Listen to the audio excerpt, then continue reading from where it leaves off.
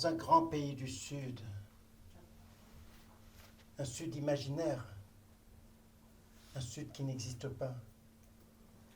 Dans un grand pays du Sud, il y a un royaume. Au centre de ce royaume, il y a une grande ville blanche. Des murs blancs, senteurs de jasmin. Forte senteur de jasmin et de miel. Quand on s'enfonce dans cette grande ville blanche, des jardins derrière les murs. On les sent, ces jardins, avec des arbres fruitiers. On marche, on marche. Et tout au bout de cette ville blanche, il y a une grande ferme, entourée aussi de murs blancs. En rentrant dans cette grande ferme, il y a une grande cour avec beaucoup d'animaux. Et puis la grande bâtisse.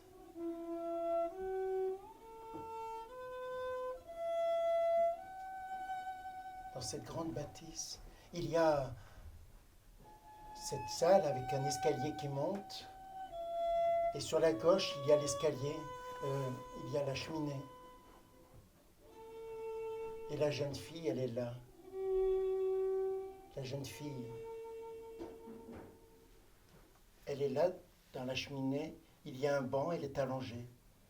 Et elle entend des mots. Alors, avant d'entendre les mots, elle a fait ses corvées, toutes les corvées de la journée.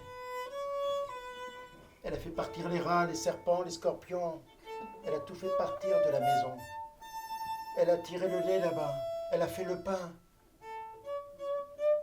Elle a préparé la maison pour que ses sœurs et sa mère commencent leur journée. Alors bon, vous savez un peu de l'histoire, Vous savez un petit peu que c'est pas vraiment ses sœurs, c'est ses demi-sœurs. Et puis c'est pas vraiment sa mère, c'est la belle-mère, la marâtre, parce que sa mère, elle est morte.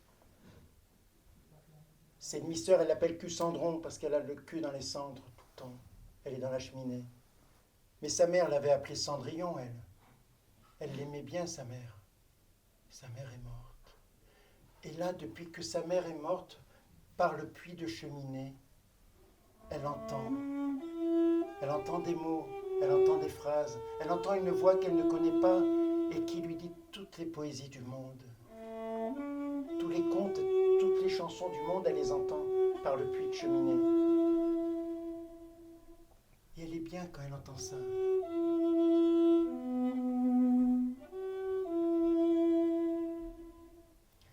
Mais aujourd'hui, vous avez quelques bases de l'histoire. Je me demande pourquoi je vous la raconte d'ailleurs. Aujourd'hui, il y a le grand bal. Vous savez, le grand bal. Le roi organise un grand bal pour marier son fils, le prince, qui n'arrive pas, en fait. Donc il faut un bal, il faut créer un événement, faire venir toutes les jeunes filles du royaume pour qu'il y ait de la fête, pour qu'il y ait de l'envie, pour qu'il y ait du désir, et qu'il rencontre chaussure à son pied, on va dire. Et ça se fait. Et la belle Cendrillon, que ses sœurs appellent Cendron toute la journée, elle le fait, le travail, d'essayer de rendre ses sœurs aussi belles qu'on puisse les rendre belles. Elle a du boulot, Eh oui.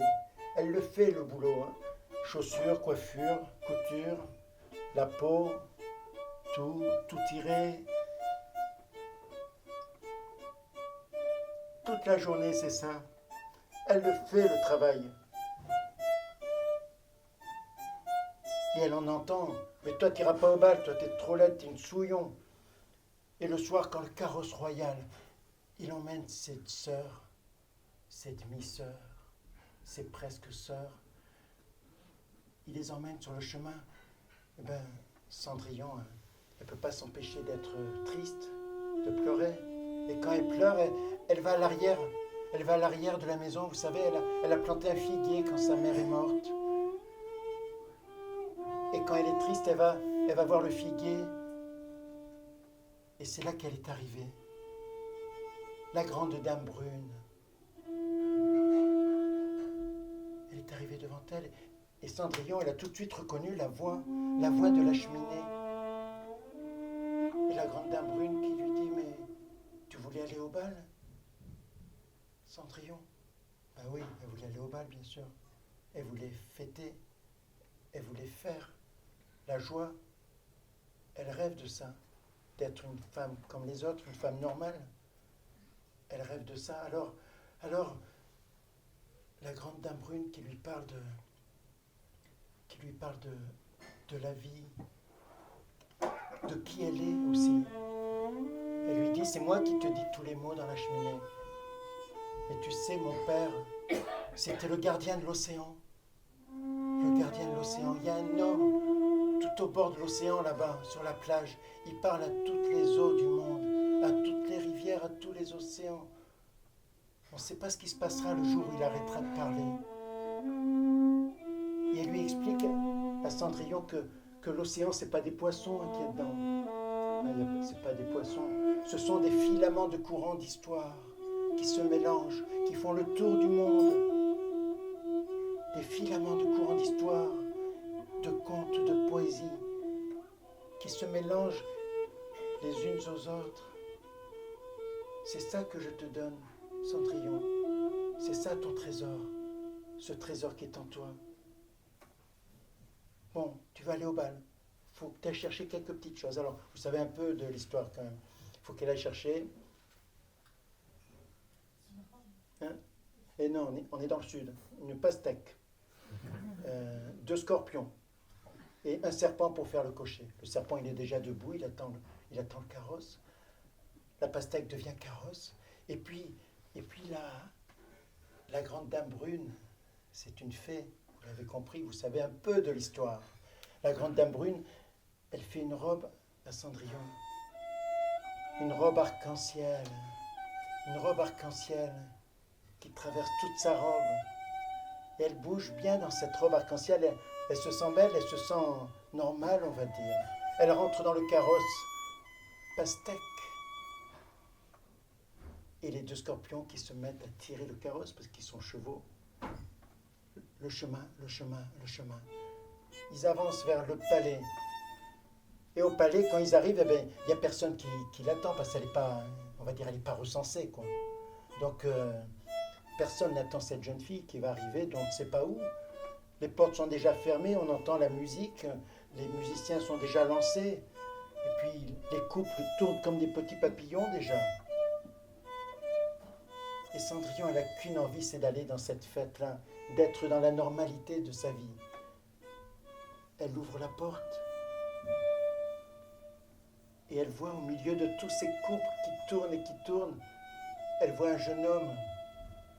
Elle ne sait pas que c'est le prince. Hein. Puis il y a un problème dans cette histoire, parce que le prince, c'est un chasseur. Il n'a jamais dansé, le prince. Hein, faut pas... Il a toujours été formé à la chasse, à l'art de la guerre. Hein. Donc, c'est pas du tout un danseur. Et puis bon, Cendrillon, elle, c'est une souillon, une sauvageonne, une laborieuse, une exploitée. Elle n'est jamais allée danser, elle non plus. Il y a un gros problème dans cette histoire. Ils se retrouvent tous les deux, pendant que tous les autres sont en train de tourner autour d'eux. Et puis, spontanément, ils se prennent l'un dans l'autre, dans les bras, puis ils essayent. Puis, mais quand on fait ça, tout ça, c'est pas de la danse quand on fait ça. Hein. Et quand on écrase les pieds, quand on touche les genoux, c'est pas de la danse. On fait mieux. Dans tous les cas, ils ne trouvent pas du plaisir. Ils tournent un peu quand même. Ils essayent, hein, ils essayent. Et c'est elle qui va dire au prince, si on allait voir la nuit de pleine lune, joli prince. Ça alors, c'est osé quand même. C'est pas la procédure quand même. Il faut avouer que c'est pas la procédure. Hein. En tous les cas, c'est ce qu'elle lui dit. Elle est audacieuse, Cendrillon. Elle se sent portée par les mots de la grande dame brune. Alors oui, le prince, il saute sur l'occasion, bien sûr, on va aller à la terrasse. Ils vont sur la terrasse. Et ils regardent ce royaume qui est baigné de pleine lune. Et ils se parlent. Et en fait, c'est surtout elle qui parle. Cette émotion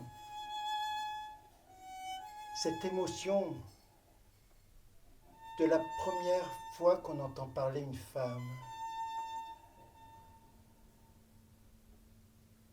Je veux dire parler avec le cœur, avec l'âme. Et ça marche dans les deux sens aussi. La première fois qu'on entend parler l'autre avec son cœur, avec son âme, avec autre chose que des mots du quotidien, et ben voilà, le prince, il entend cette jeune fille qui lui raconte sa vie. Hein. Elle lui parle d'elle, elle lui parle de sa vie de souillon, de sa vie de mise de côté,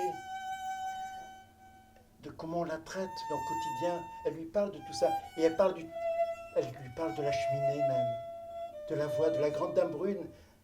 Vous savez, c'est la fille du gardien de l'océan. Le gardien de l'océan qui parle à tous ces courants de filaments d'histoire et de contes et de poésie. Et lui, il n'a jamais entendu tous ces mots-là. Ça lui fait beaucoup de mots au prince. Il n'a pas l'habitude d'entendre des mots comme ça. Il n'a pas le temps de réaliser parce que le premier coup de minuit, vous savez, il y a le premier coup de minuit, c'est au 12e que le carrosse redevient pastèque. Elle le sait, Cendrillon, elle n'a pas fait attention. Le premier coup de minuit a déjà sonné. Bonne nuit, joli prince. Elle est osée quand même. Hein.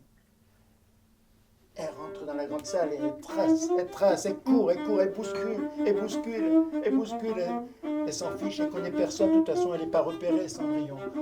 Elle bouscule, et elle veut tout de suite arriver au carrosse avant que ça devienne pastèque. Elle court vite, elle descend l'escalier. Et quand le prince arrive en haut de l'escalier, qu'est-ce qu'il voit? Il voit dans la cour du palais pastèque, scorpion, serpent. Puis là-bas, une fille en haillons qui marche sur le chemin. Un peu négligé, ce palais, quand même. Mais elle, je ne veux pas dire qu'elle marche, je ne veux pas dire qu'elle court, elle vole.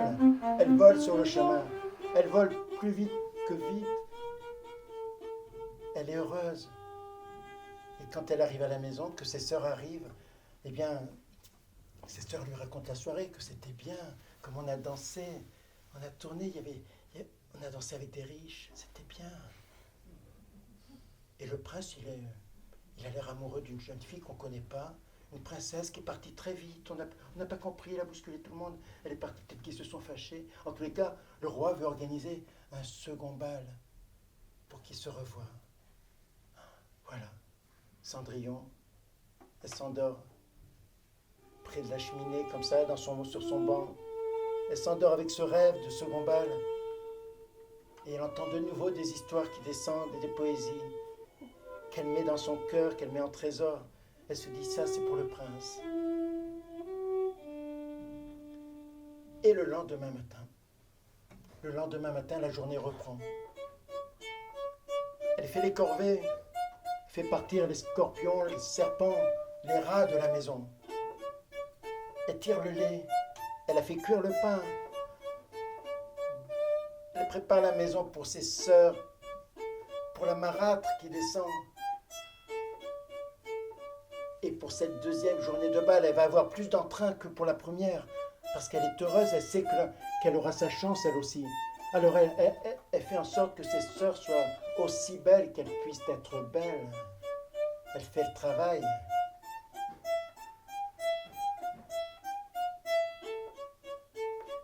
Coiffure, chaussures, couture, la peau. Elles sont prêtes. Elles montent dans le carrosse et elles filent vers le palais. Et là, Cendrillon, elle va chercher la pastèque, elle va chercher les scorpions, elle va chercher les serpents, elle prépare tout près du figuier et elle attend. Elle est prête. Elle attend. Et à un moment, la grande dame brune qui arrive, avec la même voix que d'habitude. Alors, tu es prête, Cendrillon, pour le bal? Elle lui fait une robe, mais une robe, vous savez, une robe couleur atlantique. Vous connaissez les robes couleur atlantique? Il y a du vert sur le bas. Après, il y a un ciel bleu avec des nuages blancs. Beaucoup de nuages blancs. C'est ça, les robes atlantiques. Elle la met sur elle, elle rentre dans la pastèque, enfin dans le carrosse, quoi. Et puis tout s'emballe. Le chemin qui se prend, et elle file. Et quand elle arrive dans la cour du palais, il y a déjà la musique qui sonne parce que les portes sont ouvertes et que le prince, il est en haut de l'escalier. En diplomatie, on dirait un geste fort quand même. Il est en haut de l'escalier, quoi. Il n'attend qu'elle. Et puis elle arrive, il la prend par la main, il la fait rentrer dans la cour pour danser. Il la présente à son père, à sa mère, au roi et à la reine. Et ils essayent de danser encore. Ils n'y arrivent pas parce que quand on fait ça, c'est pas de la danse. Non, c'est pas de la danse. Et puis les genoux qui touchent et tout, ça marche pas, quoi. Ils n'y arrivent pas. Une danse, 2 danses, 3 danses. Et si on allait voir la pleine lune, joli prince? Parce que je vous ai dit, dans les contes, c'est comme dans la vraie vie, il y a 3 nuits de pleine lune. Et en fait, ils y vont voir la pleine lune. La terrasse est baignée de cette pleine lune. Et elle lui parle de sa vie. Et elle lui dit, avec une voix que je ne peux pas vous faire, comment vous parlerai-je des fruits et de la neige quand on m'a volé mon jardin? Il y a dans l'enclos colchique et immortel, et vous m'attendez si loin. Je ne sais de la vie qu'un troupeau d'étoiles. Le pasteur a laissé éclairer sa lanterne. Oui, ces moutons barbus ont l'air d'être des chèvres. Mais la vie ici n'a plus rien d'imposant. On passe la limite des choses apparentes. On gratte un petit peu pour voir un peu dedans. Passez votre chemin, manière des apparences. Le cheval de la nuit n'est pas ferré de gants. Il manque à ce sabot une étincelle bleue, ou bien des ailes de goéland. La mouette muette passe dans le jusant. Et lui, il entend les mots d'une femme, avec ce visage de femme. Et il est ému, et il n'entend même pas ce qu'elle entend, elle. Le premier coup de minuit. Bonne nuit, joli prince. Et elle file, elle trace, elle bouscule. Alors lui, le prince, il essaie de la rattraper, mais lui, il est un peu repéré quand même. Il ne peut pas bousculer les gens comme ça, quoi. Il est connu quand même. Et elle s'en fiche. Elle les envoie valser à droite et à gauche. Elle trace jusqu'à son carrosse. Elle monte dans les carrosses et le carrosse file sur le chemin. C'est juste un peu plus loin qu'il va devenir pastèque, scorpion et serpent. Et elle continue le chemin, elle s'en fiche, Cendrillon, elle s'en fiche. Elle trace, elle vole. Elle est rapide, Cendrillon. Elle est heureuse. Le bonheur. Elle connaît le bonheur. Oui. Et quand ses sœurs arrivent, qu'elle lui parle de cette fête, elle lui parle de l'émoi du prince. Oui. Il a l'air très amoureux. Elle est revenue, la fille. Elle n'avait pas la même robe, elle était jolie, sa robe, quand même. Et elle est partie en courant, on n'a pas compris. Le roi veut organiser un 3e bal. Il insiste, le roi, il veut que sa fille rencontre vraiment, que son fils rencontre vraiment cette jeune fille. Bon, Cendrillon s'endort avec ça. Le 3e matin, elle fait ses corvées du matin. Les rats, scorpions, serpents. Tirer le lait, faire le pain. Elle fait tout ça. Elle fait tout ça vraiment. Oui. Et puis elle s'apprête à préparer ses sœurs. Allez, rapidement. Coiffure, chaussures, couture, et la peau, tirer la peau, bien tirer la peau. Enlever les boutons. Les rendre belles, aussi belles qu'elles puissent être belles. Et vite les mettre dans le carrosse. Pour aller voir à l'arrière de la maison, pour tout préparer pour la grande dame brune. Et la grande dame brune, elle arrive. Tu veux aller au bal? Oui, elle veut aller au bal. Donc tout est prêt, tout ça, tout est là. Bon, alors la robe, une robe aurore boréale. Une robe aurore boréale qui bouge, des ciels qui bougent sur sa robe. Ah, c'est bien ça. Elle se sent belle, elle se sent femme. Elle rentre dans le carrosse, dans la pastèque, et puis le carrosse s'emballe sur le chemin. Il va vers le palais. Et là-bas, on entend la musique de loin, la musique la musique qui résonne. Et le prince, il est en bas des escaliers. Il n'attend qu'elle. Ils rentrent tous les deux dans la salle de bal. Il la présente vraiment à ses parents. Et puis ils se mettent à danser.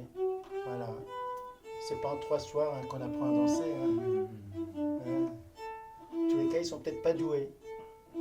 Alors ils n'y arrivent toujours pas. Quand ils en ont marre de se faire mal aux genoux, elle lui dit, joli prince, si on allait voir la nuit de pleine lune. Et ils y vont voir la nuit de pleine lune. Sur la terrasse, ils y vont. Et elle lui raconte ce qu'elle connaît de la nature. Elle lui raconte les moments bleus du matin. Elle lui raconte l'arc-en-ciel blanc qu'on voit après les brumes. Elle lui raconte tout ça. Elle lui raconte toutes ces histoires de fourmis qui portent des sacs de rêve. Elle en connaît des choses de la nature. Elle lui dit de la vie, elle lui dit des animaux. Elle connaît de l'âme de la nature, Cendrillon. Elle est tout le temps dehors. Et au premier coup de minuit, bonne nuit, joli prince, mais lui, il était préparé. Ça, on lui a fait 3 fois le coup quand même. Donc quand elle se met à courir, il se met à courir. Et il va presque la rattraper plusieurs fois. Et elle a un avantage, c'est qu'elle peut bousculer. Elle est anonyme dans la foule. Lui, il ne peut pas. Il essaie de la rattraper, et puis elle perd une chaussure, vous savez, une chaussure de je ne sais pas quoi, là, vert, je ne sais pas en fait. Bon, bref, il a tort de ramasser cette chaussure, il perd du temps. Il perd du temps parce qu'elle va plus loin, elle va plus vite. Elle est déjà en bas des escaliers. Quand il arrive en haut d'escalier, il voit juste une pastèque, un scorpion, serpent, puis une fille qui a l'air sale. Qu'est-ce qu'elle fait dans la cour du palais? C'est ce qu'il se dit, le prince. Il n'en revient pas, quoi. Ce palais, franchement. Elle vole. Elle est peut-être pieds nus, elle est peut-être sale, elle est peut-être souillon, mais elle vole sur le chemin. Elle rejoint la maison et ses sœurs lui racontent que demain, le roi va organiser quelque chose pour que le prince rencontre vraiment la jeune fille qui a perdu sa chaussure. Et le lendemain, effectivement, la garde royale va faire le tour de toutes les maisons du royaume. La garde royale avec la chaussure, cette chaussure unique qui est perdue. Elle va faire essayer cette chaussure à toutes les femmes du royaume. Vous vous rendez compte ça? Toutes les femmes. Pas les souillons, les sauvageonnes, les exploités, sûrement.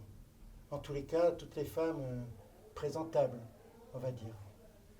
Il n'y a jamais eu autant de pieds ensanglantés dans ce royaume. Parce que c'est une chaussure sortilège et quand ça va pas, quoi. Ça, on force pas, quoi. Tous les pieds ont été ensanglantés, ça a été un désastre.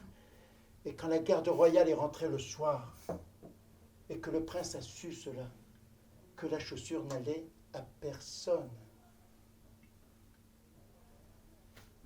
Voilà. Ça pourrait être la fin de l'histoire.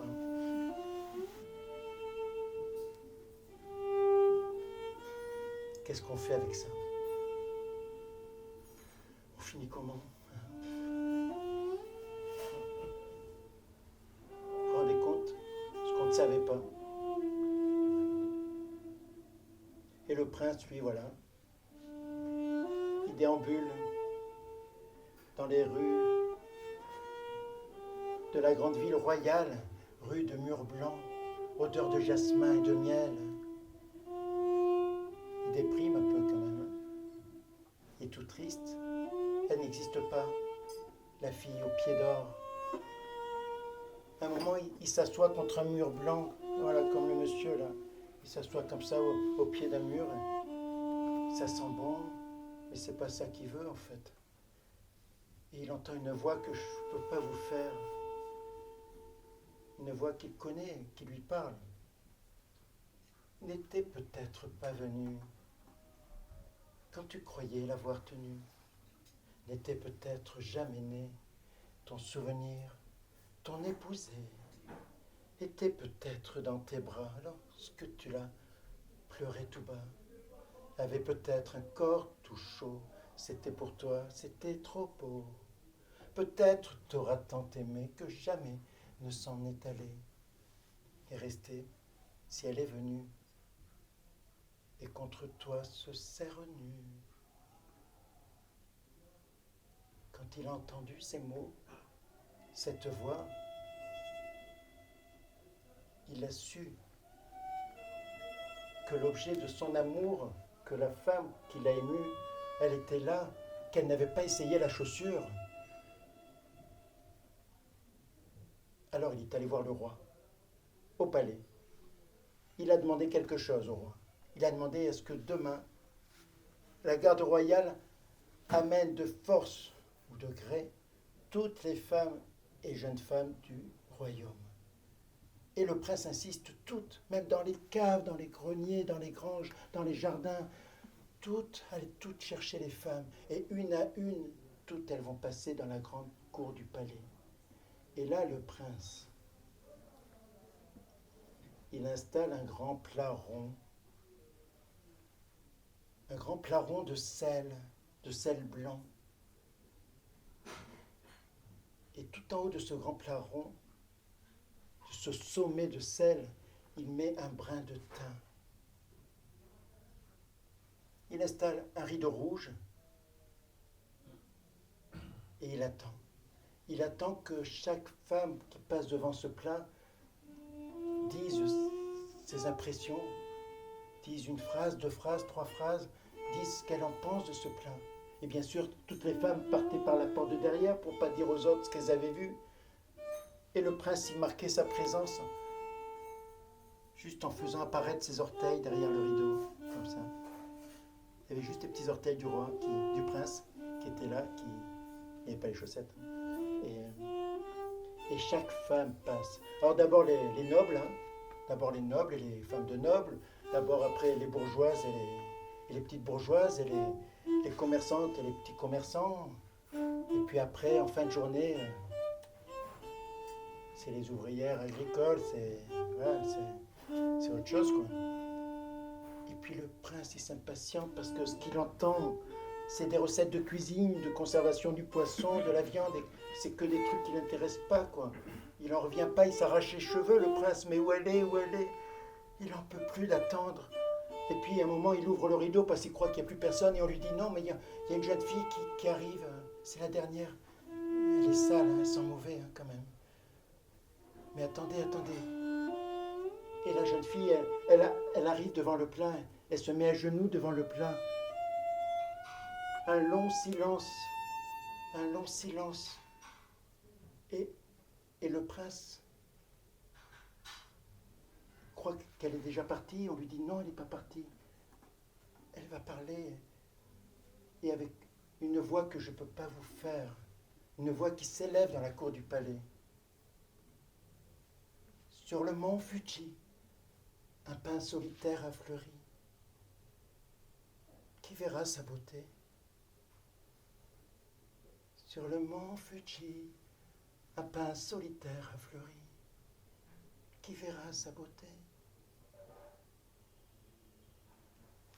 Et lui, le prince, quand il entend ces mots et cette voix, la voix de la femme qu'il a émue, il ouvre le rideau et il ne voit même pas qu'elle est sale, qu'elle est en vêtements déchirés, que ses cheveux sont pleins de cendres, qu'elle est souillon. Il ne voit même pas qu'elle est pieds nus, que tout est sale dans son corps. Il ne voit pas tout ça.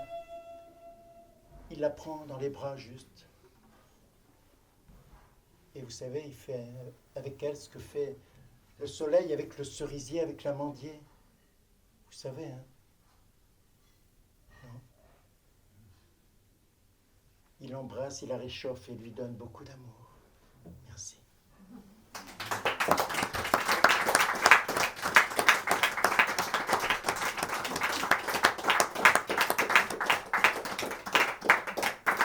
Hélène, je